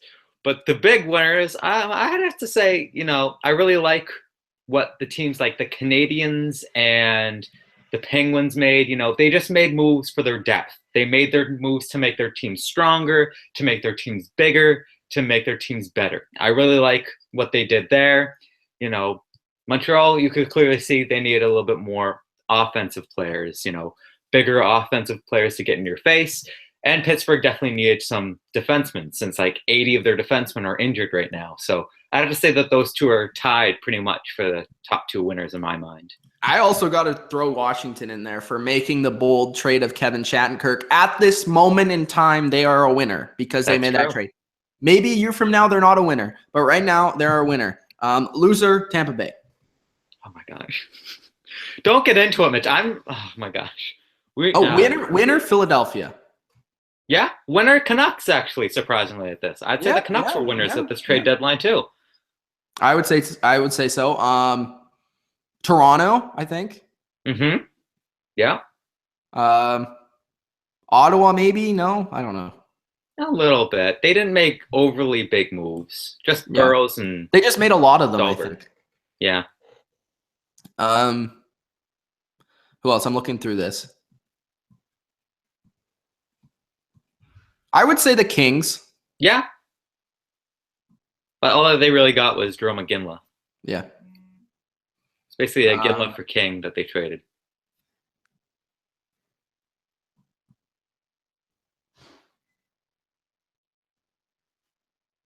That's really good audio. That's a good pregnant pause that we had right there. It's live, bro. It's a stunt. I know. It's okay. Don't worry about it, man. Minnesota. I don't know if I would have done that trade. I don't know. It's bold. Yeah. It's bold. Yeah. But it could work. And as for the Lightning, man, I don't even know what they're doing, to be honest. I mean, they're aiming for next year. I told them to forget about this year and aim for the next year, and they're aiming for the next year. So let's sweep that underneath the rug and forget about it, because God knows I won't. I can't wait for the expansion draft. Joe just brought that up. That's going to be a lot of fun. Yeah, that's one thing that we had to focus on is the expansion draft this upcoming summer. It's going to be interesting to see what happens. Mitch and I both made a video about our expansion draft prediction of the rosters. So you guys should definitely go check that out. It's on one of the Puck It Up podcasts, I believe. Yeah. Any other comments about the trade deadline? I think we're just about to wrap it up. What time do you want to go to? I don't know. I mean, I think it's basically slowed down at this point. I don't see very much else happening. And if it does, it's going to be very minor moves. So yeah, maybe the next 5-10 minutes. And that's basically it, I think. Just a nice little wrap up. All right, let's plug some more. All right, plugging more. We got videos coming out every single day. They're not necessarily hockey videos, but they are really good quality videos coming out every single day. Make sure sports. That's all we're about. That's basically all that we do. If you guys are looking for the next hockey video, it will be tonight. We will be doing another live stream, as I said earlier in this live stream, that we will be reviewing the Penguins and Blackhawks game. Question. Mark Streit's not playing in this game? I believe he probably isn't. He's probably halfway to Tampa Bay right now and just probably got a text while he's on the plane saying, Yo, Mark, you go to head to Tampa Bay right now. They want to meet with you. He goes to Tampa Bay. He gets in the office. Yeah, you've been traded to Pittsburgh. Fuck. Yeah, okay. He's going to go all the way to Pittsburgh now. So, yeah. And that's when it's like, oh, you were dropped to waivers. You have to go down to like Wilkes now. He's like, God damn it, goes down to Wilkes. And it's like, yeah, no, now you're retired. You're in forced retirement. You're no longer playing in the NHL. But yes, we'll be doing that game. I don't believe that Mark Streit will probably be in the lineup. You never know. I mean, stranger things have happened. What about Johnny Oduya? Johnny Oduya, I believe, will be in the lineup for the Chicago Blackhawks. I can't see him not. I mean, this happened like a couple days ago. And obviously, he'll be back in there. He's a great top 6 guy. But we'll be doing a recap of that. If you want to see more NHL after that, I believe. Well, I'm thinking if Mark Streit is still in Philly, it's not very far to Pittsburgh. Is the game in Pittsburgh or is it in Chicago? It's in the Windy City. It's in Chicago. Okay, never mind then. Yeah, it's going to be a little bit of a drive. But yeah, more NHL content. Next Pop-Up podcast is coming out this weekend. And yeah, more wrestling, more football, more hockey, more fun. If you guys have any suggestions for certain videos, definitely let us know. Absolutely. We try to read the comments as much as we can. We respond to them. At least I try to respond to most of them. And if I don't, I'm sorry. It's not that I don't like you. It's just I'm busy. And Trent, we have a question for you. What is your next Tuesday video going to be? Oh, my next Tuesday video. You have topic Tuesdays with Fitty Trent. So Topic Tuesdays with Fitty Trent. I don't know. I think I'm going to start dipping into the playoffs a little bit. Maybe start talking about what we can expect. Maybe give my predictions, maybe review what the dark horses will be and review what the obvious choices will probably be. I don't know. I'm always up for suggestions. Please do leave comments about videos that you want to see, and I'll try to do them the best I can because I do the content that I would find entertaining, and I don't watch my own content. So please let me know what I'm doing wrong and what I'm doing right. I try to do that for you, Trent. Thank you there, Mitch. And you always succeed. All right, guys, I think we're going to wrap it up. Thanks, guys, for tuning in. We had a lot of viewers. We really appreciate it. A ton of commenters. If you were a commenter, be sure to subscribe to the channel for more NHL. We'd love to hear from you again. We love going back and forth. And for sure, the Puck It Up podcast is a place where we can do similar things. We will also be having, again, a live stream tonight. Chicago Blackhawks versus Pittsburgh Penguins. And that's going to be a great game. I'm looking forward to it. And we'll be discussing some of the trades on there. If any trades happen whatsoever within the next, 4 hours, 5 hours, we'll have it covered as well on that stream, because we'll just talk about whatever. We'll talk about the game. We'll talk about the trades. We'll talk about the deadline. Thanks, guys, for watching. It's Mitch and Trent of The Bottom Line View. Peace out.